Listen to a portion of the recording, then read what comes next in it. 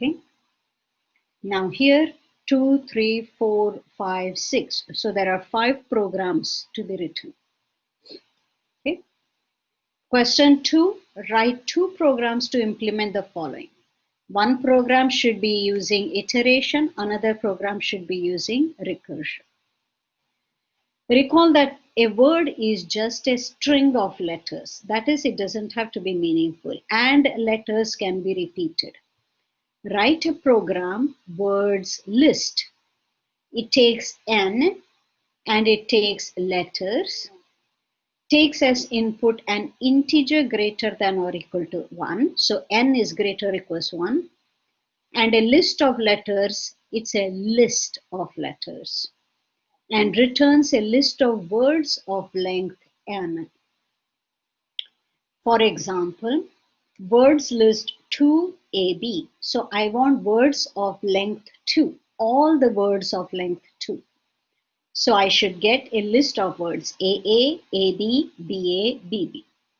So this words list function can be written using iteration. It can also be written using recursion. In fact, that is true. Anything that can be written iteratively can be recursively and vice versa. But sometimes one is easier than the other. All right. Okay. Where are we? So that's words list. So notice how I have written one file. In that one file, I have both the programs. This is what I'll expect you to do. Okay. One is iterative, the other is recursive, and I use triple quotes to hide away one function while I work on the other. So, iterative approach. I have n greater or equals 1. L, it's a list of letters. Let my result be to begin with L. Length is length of L. How many letters were given to you, right? If n is 0, return empty. So there are no 0 letter words. If n is 1, then I already have the list. That is my result. Otherwise, that is my n is greater than 1. Okay. Now, as long as the length of the 0th word is less than n, so I want words of length n. So as long as I have not met my match, keep doing this. Well, go through the range of length. Length is the length of L. So how many letters you are given? Make a list of it. For I in range of length, you create a list and append. You see, you're adding a character at each for each previous word. All right. I hope this is clear. My suggestion, if it's not clear, try to write something by yourself. Save it, run it, words list. Say I want 3-letter words using the variables A, B, C. Okay, 3-letter words with variables A, B, C. Int is not callable. Where did I make a mistake?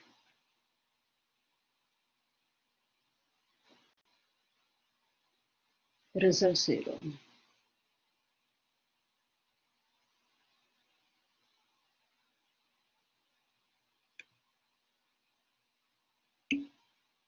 Oh,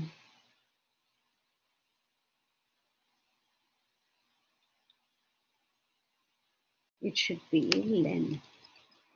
Okay, let's try.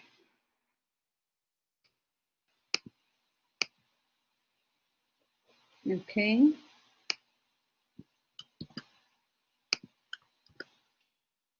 Okay, so there you go.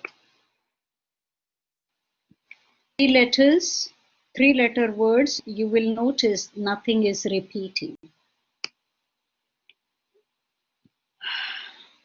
Okay. If you want to see, oh, somebody had a comment.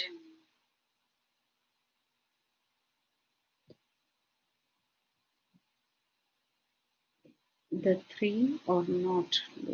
I don't know what you're talking about. Oh, I see. This three. No, that's not it. So anyway, play with this. If you see a better way, that's always a good thing. But you will understand this better if you first try yourself. Okay. So that was the iterative one. Let me close the iterative one. Recursive one, as always, is easier to see. If n is 0, return empty. If n is 1, return your original list, right? One letter words with ABC is just ABC, right? Otherwise, start with an accumulator, okay? For character in your list, and for every word, here is the recursive stage. Make a list of n-1 length words and then append each character. That's all. Okay. So let's run this.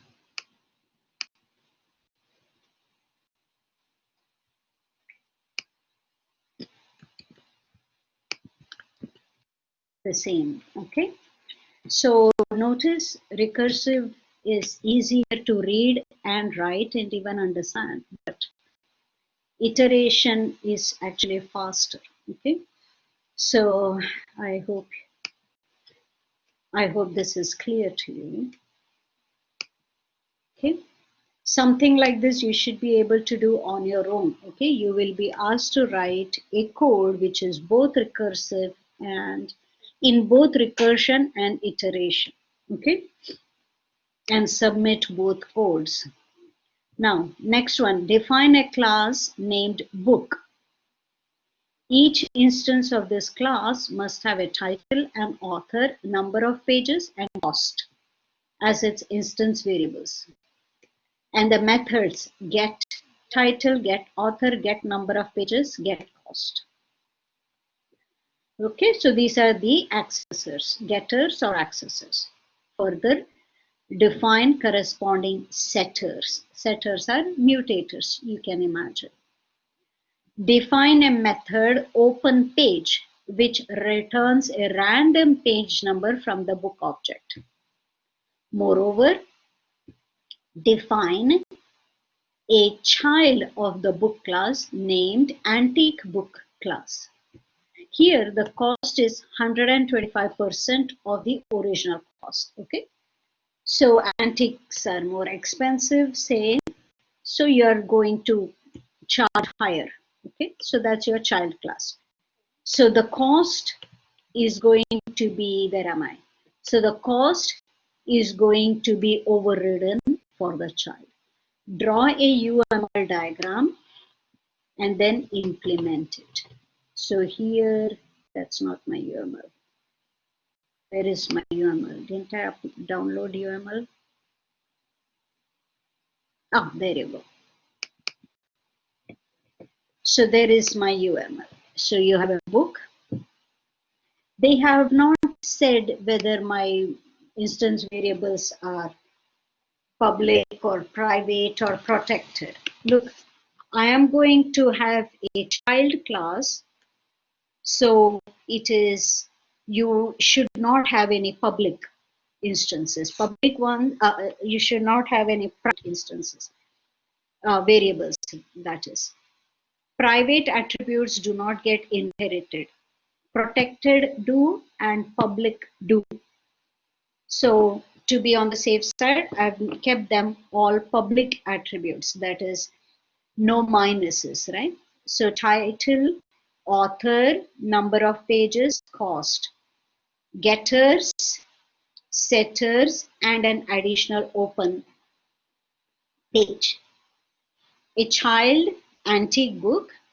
The only thing, everything else is inherited, but the only thing is get cost from here is overridden. All right. So that is your UML.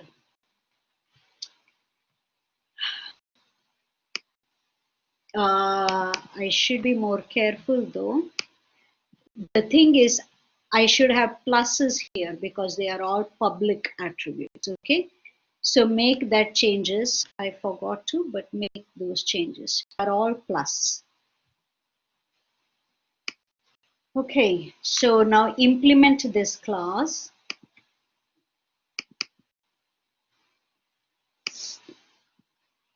Class is book. You're going to open a random page. So you need from random import rand range. Your class is book class. The instantiator has a title, author, number of pages, and cost. Self, blah, blah. So notice no underscore because they are all public. Accessors. Get title, returns self.title. Guys, some of you have been saying print. Don't print. Just return the string. Get author, return self.author. Get number of pages, return number of pages, and so on. Mutator, set, new title. So mutator, you will need to feed it something.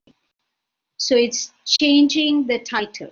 So no return. Notice none of these have any return statements. They are only setting their instance variables to something that you give it. Yeah. Notice there are, what do you say, documentation, docu-strings, right? Now, here is the open page. What is it returning? It's giving me a page, random page from page 1 to number of pages plus 1, right? The last number doesn't get included. So 1 until the previous number of pages. So that is neither mutator nor accessor. It's just a random page number you get. Here is the child class, antique book, which is child of the book class. All the instance variables, those continue, and they are all handled by the book class. Book instantiator will handle all of those. The only overriding is happening is here, get cost. It is original cost times 1.25, that is 125%. All. And here is unit testing. So when you define your class, don't forget some unit testing. Is this clear, guys? Give me a few yeses.